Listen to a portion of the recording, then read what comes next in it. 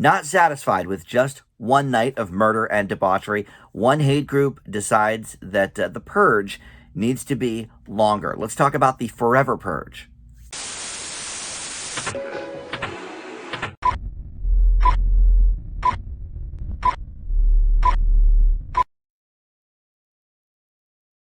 Hey guys, Dan here. This is Dan Reviews It, and welcome to my spoiler-free review for the Forever Purge, the fifth now film in the Purge franchise. This is another one that was going to be released last year, but was shelved obviously due to COVID. Universal decided not to release it online. They were going to wait until this summer. The Purge is typically a 4th of July type of film. All of them have opened between mid-June and early July, so they decided to wait for that sweet spot, and so now we can all see the Forever Purge in theaters.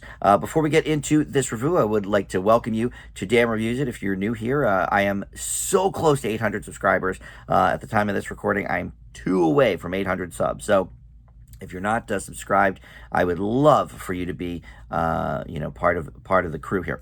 But let's talk about this movie. So, The Forever Purge. If you're not familiar with the Purge franchise, well, like I said, this is the fifth one in the series. They've been coming out since, I think the first was 2013. I think it went 2013, 14, 16, 18, and then this one would have been 20, but is now 21, of course. And it's, takes place in the future, about 30 or 40 years. And the new founding fathers of America, the NFFA, they call themselves, have decreed that one night a year for 12 hours, all crime is legal, including murder. And there's, various theories throughout the movies on why we do this, but I think it's pretty obvious to anybody who's been paying attention to these films that it's a way to get rid of poor people, black and brown people, etc. So, and this movie kind of takes that to a new level, which I'll explain. The first movie actually was just a home invasion movie, basically. Ethan Hawke and his family were the target. So we didn't quite get the political aspect of that first movie. But then as we went on, we certainly did more and more. In fact, the third movie was called Election Year, and it was all about sort of dismantling the political system and stuff like that. But anyway, in this particular version, Adela and Juan, played by Ana de la Regula and Tena Huerta, are living in Texas illegally, and Juan is working for this wealthy family called the Tuckers, where he kind of gets along with the old man, the patriarch of the family, Caleb, but not so much with Caleb's son, Dylan, who's played by Josh Lucas from Sweet Home Alabama and Ford v Ferrari.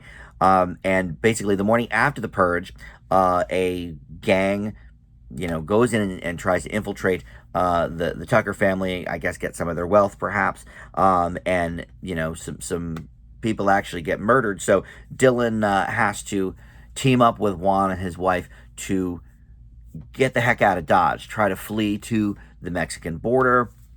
It's a three-hour drive, I guess. So they jump in the RV and try to do that. But this group, who is, I don't know if they have a name specifically, but their slogan is, Purge Forever After.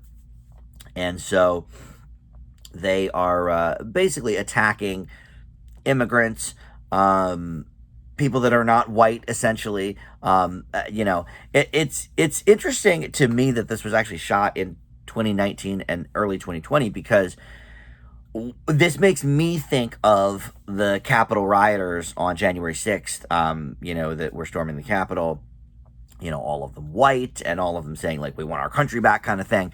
But obviously this whole film idea for this version of the Purge is based around, a lot of the,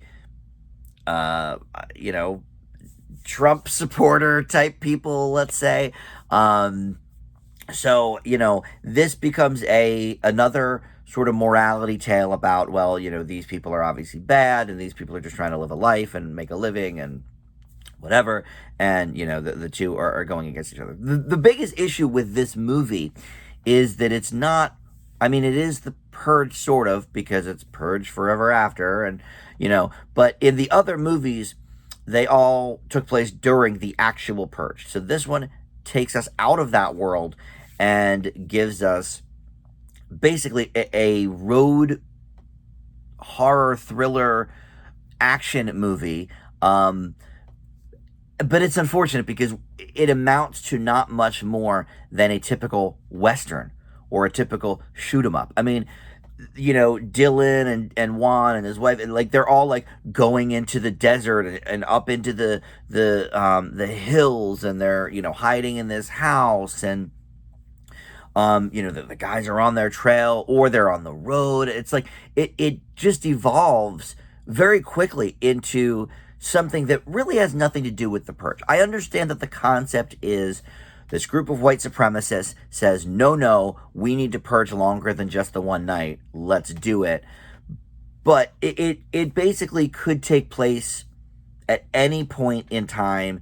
It doesn't have to really have anything to do with the Purge, because obviously doing that kind of thing is illegal in our world anyway.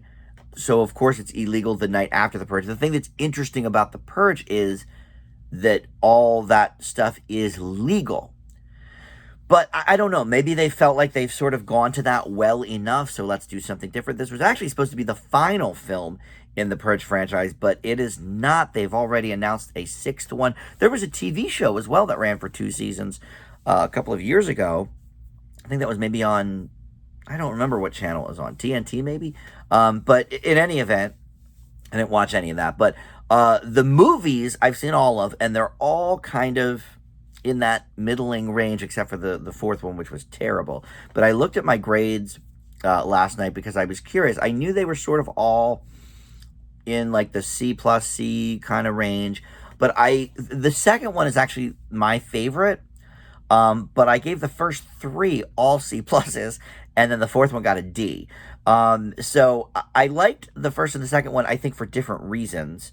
The first one was just sort of too generic because it was the home invasion stuff. The second one, I really liked the world building that they did, and we actually saw a night out in the Purge. But then I had other issues with it. And then the third one, I thought, I guess, was a little too on the nose because it was 2016, Purge election year. There was a female politician they were going after. That was the year Hillary Clinton was running for president. So it was like a little too on the nose. But then this one's a little too on the nose as well. Although I think it would have been even more on the nose had they made it after the January 6th riots at the Capitol.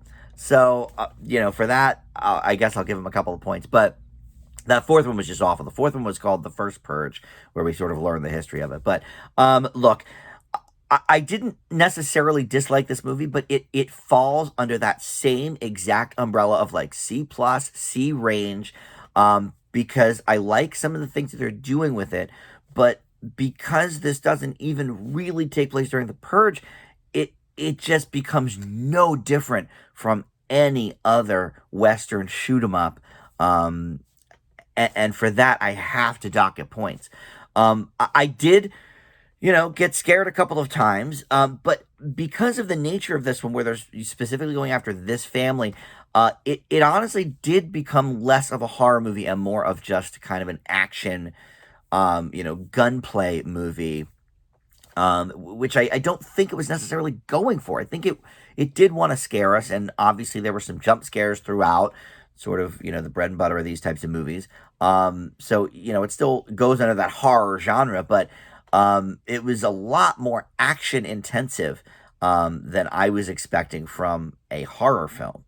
Obviously these Purge movies, they do kill a lot of people because of the nature of it, and it is kind of violent and stuff. But I don't know, this one, because it was targeted to this one family, just seemed very, very specific. And look, the movement wasn't targeted towards this one family, just the film's script only showed us kind of this one family overall, So I'm going to leave it sort of in that same range.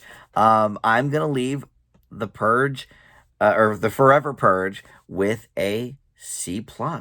Another one. So 4 of the 5 Purge movies now have gotten C pluses from me, and all sort of for different reasons too. It's kind of odd, but all right, that'll do it. Thank you so much for watching, and we'll see you next time. Bye.